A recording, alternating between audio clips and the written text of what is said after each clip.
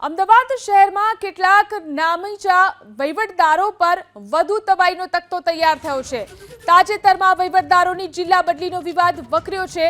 કેટલાક વહીવટદારોએ કાનૂની મદદ લીધી હોવાનું ઉચ્ચ અધિકારીઓના ધ્યાનમાં આવ્યું હતું। ત્યારબાદ આ વહીવટદારોને સબક શીખવાડવા માટે ઉચ્ચ પોલીસ અધિકારીઓ મેદાને આવ્યા છે। રાજ્ય પોલીસ વડાએ વહીવટદારોની સંપત્તિની તપાસ કરવા સ્ટેટ મોનિટરિંગ સેલને હુકમ કર્યો છે। તમામ જિલ્લા એસપી પાસે માહિતી મંગાવવામાં આવી છે।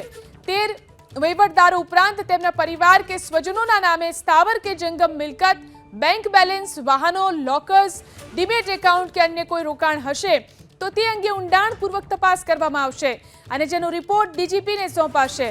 13 પોલીસ કર્મચારીઓ પોતે જ્યાં નોકરી કરતા હોય તે સિવાયના પોલીસ સ્ટેશનોમાં પણ પોલીસ ઇન્સ્પેક્ટરો, એસપી, એએસપી, ડીએસપી કક્ષાના અધિકારીઓ માટે કે તેમના નામે ઉઘરાણા કરતા હોવાની ફરિયાદો મળી હતી।